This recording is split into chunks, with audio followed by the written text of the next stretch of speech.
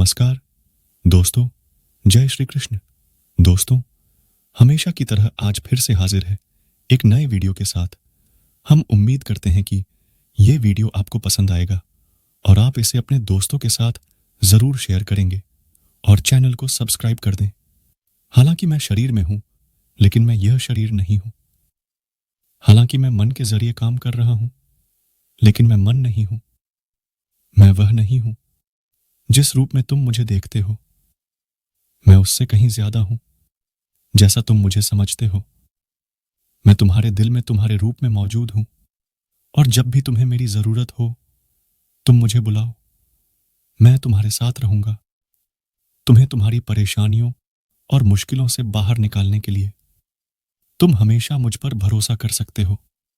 जिस मनुष्य के मन से मैं या मेरा या अहंकार का भाव समाप्त हो जाता है और जिसके मन में सांसारिक मोह माया की लालसा समाप्त हो जाती है, वही मनुष्य अंत में परम परमात्मा की शरण को प्राप्त करता है। जिन्होंने खुद को जीत लिया है, उनके लिए इच्छा एक मित्र है, लेकिन यह उन लोगों का दुश्मन है जिन्होंने अपने भीतर आत्मा को नहीं पाया है। मेरी हर बातों, मैं मेरी हर यादों, मैं रहने वाला वह मेरे कान्हा है। मैं अकेला रहता हूं तो मेरे साथ में रहने वाला। अपनी इच्छा की शक्ति से अपने आप को नया आकार दें। अपने आप को कभी भी स्वेच्छा से नीचा न होने दें। जो व्यक्ति कामी प्रवृत्ति का होता हो, जिसके मन में लोभ होता है और जो अत्यधिक क्रोधी स्वभाव का होता है, उसके लिए नर्क के द्वार सदैव खुले होते हैं। अर्थात ऐसे व्यक्ति को तो सिर्फ नर्क में ही जगह मिलती है। सुख के बाद दुख भी आना स्वाभाविक है। आपको पूरे धैर्य और श्री कृष्ण पर विश्वास के साथ अपना जीवन निर्वाह करना चाहिए। लोग अपने शरीर को सुंदर बनाने में लगे रहते हैं, पर आत्मा की सुंदरता शरीर की सुंदरता से कहीं ज्यादा महत्वपूर्ण है। शरीर तो नश्वर है, मिट्टी ही तो मिट्टी में ही मिल जाता है, पर आत्मा अमर है। इसलिए आत्मा की सुंदरता पर ध्यान दो। इच्छा ही आत्मा की एकमात्र मित्र है और इच्छा ही आत्मा की एकमात्र शत्रु है। जब तुम अन्याय के खिलाफ लड़ते हो तो तुम्हारे पास सुप्रभात होता है। समय हमेशा चलता रहता है, कभी रुकता नहीं। यदि आज बुरा समय है तो कल अच्छा होगा। इसलिए आप बिना किसी स्वार्थ के सिर्फ कर्म कीजिए, फल समय खुद देगा। प्रेम और किस्मत कभी साथ नहीं चल सकते, क्योंकि हमारी किस्मत में जो होता है उससे हमें प्रेम नहीं होता, और हम जिससे प्रेम करते हैं वो हमारी किस्मत में नहीं होता। यही प्रभु की माया है। हम जो कुछ भी हैं वह हमने जो सोचा है उसका परिणाम है। हम अपने विचारों से बने हैं, हम अपने विचारों से ढाले जाते हैं।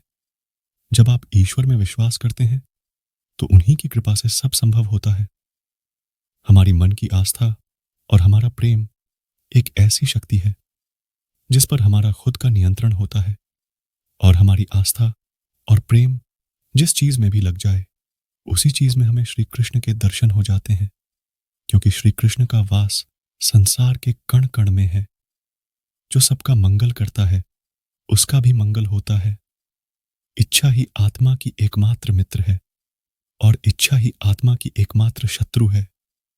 सबसे बड़ा तेरा दरबार है, तू ही सबका पालनहार है। तू सजा दे या माफी दे प्रभु, तू ही हमारे जीवन की सरकार है। चमत्कार उन्हीं के साथ होते हैं जिनके मन में विश्वास होता है। जिस परिस्थिति को बदल पाना संभव ना हो, उसको लेकर अपनी मनोज स्थिति को बदल लीजिए। कुछ हद तक समाधान अवश्य मिलेगा। आपके हर कर्म का फल आपको किसी न किसी रूप में अवश्य प्राप्त होता है। प्यार या प्रेम एक ऐसा एहसास है जो किसी भी इंसान को कभी भी असफल नहीं होने देता, और अहंकार या घृणा वह एहसास है जो किसी भी इंसान को कभी भी सफल नहीं होने देता, जो किसी भी इंसान को कभी भी सफल नहीं होने देता। श्री कृष्ण कहते हैं कि जिस प्रेम के रिश्ते में स्वार्थ, अहंकार या मतलब होता है, वह रिश्ता प्रेम का रिश्ता कभी नहीं कहला सकता, क्योंकि प्रेम के रिश्ता निस्वार्थ होता है। यानी प्रेम के रिश्ते में कोई स्वार्थ नहीं होता। कर्मवीर मनुष्य ही अपनी पहचान बनाते हैं। जो कर्म नहीं करते वो विलुप्त हो जाते हैं। जो अधर्म के लिए खड़ा होता है उसे सत्य का सहारा मिलता है। मैं उन लोगों के लिए हमेशा मौजूद हूं जिन्होंने मुझे हर प्राणी में महसूस किया है। जीवन में कभी भी दान देते समय मनुष्य को अहंकार नहीं करना चाहिए, क्योंकि हो सकता है जिसे वो दान दे रहा है उसे दान देकर वो अपने पिछले जन्म का कर्ज चुका रहा है। पूतना के जन्म का रहस्य भगवान विष्णु के वामन अवतार से जुड़ा हुआ है। पूतना पिछले जन्म में राजा बलि की पुत्री थी, जो एक राजकन्या थी। पिछले जन्म में पूतना का नाम रत्नबाला था। भगवान कृष्ण के जन्म के तुरंत बाद ही उनके ऊपर मृत्यु का खतरा मंडराने लगा था। मथुरा का राजा अत्याचारी कंस उनके पीछे पड़ा था। इस तरह जन्म के ठीक 6 दिन के भीतर भगवान को मारने के लिए कंस की ओर से भेजी गई राक्षसी पूतना आई थी। पूतना की योजना थी कि वह अपने स्तनों पर विष लगाकर जाएगी और धोखे से नन्हे बालक को पिला देगी। इस तरह कंस के रास्ते का कांटा मिट जाएगा।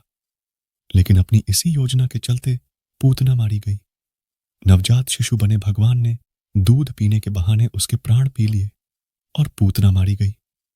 पूतना भले ही राक्षसी थी, लेकिन दूध पिलाने के कारण उसे श्री कृष्ण की माता का दर्जा प्राप्त है। ब्रज के क्षेत्र में आज भी पूतना एक रक्षिका की तरह पूजी जाती है, जो कि छोटे छोटे बच्चों की ऊपरी हवा, तंत्र मंत्र और बुरे सपने और रात में चौंक कर उठने और अचानक जाग जाने की समस्याओं का निदान करती है। गोकुल में स्थित पूतना वध मंदिर में लोग अपने नवजातों को लेकर माथा टेकने जाते हैं। पूतना असल में कौन थी? पुराणों में इसका भी रहस्य बताया गया है। यह है पूतना के जन्म का रहस्य। पूतना के जन्म का रहस्य भगवान विष्णु के वामन अवतार से जुड़ा हुआ है।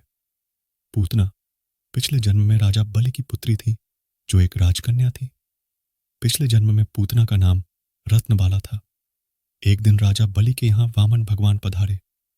भगवान वामन की सुंदर और मनमोहक छवि देखकर रत्नबाला के मन में ममता जाग गई।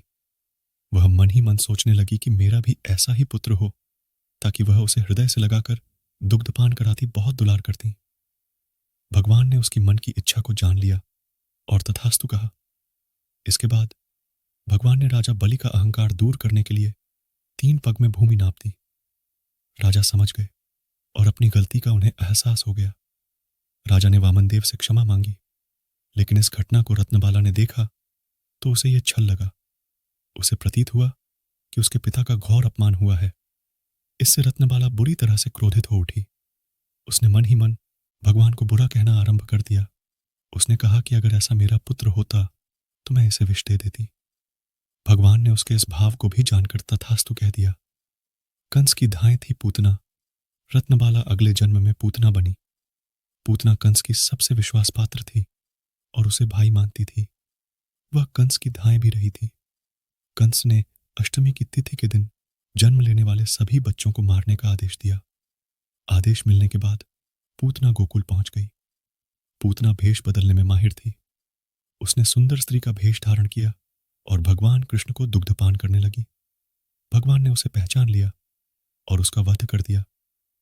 इस प्रकार से भगवान के हाथों पूतना को वध हुआ और जन्म मरण के बंधन से मुक्त कर दिया। वहीं पूतना की दुग्ध और विष पिलाने की इच्छा को भी पूर्ण किया। मित्रों, कैसा लगा आपको हमारा यह वीडियो? अच्छा लगा हो हमें जरूर बताएं और अपने दोस्तों के साथ भी शेयर करें। हम आपको बहुमूल्य जानकारियां उपलब्ध कराने के लिए समर्पित है। हम अपने इस कार्य में उनके समर्थन और सुझाव की अपेक्षा करते हैं, ताकि हमारा यह प्रयास और बेहतर हो सके। मित्रों, आज बस इतना ही। मिलते हैं फिर एक नए वीडियो के साथ। तब तक के लिए धन्यवाद। जय श्री कृष्ण।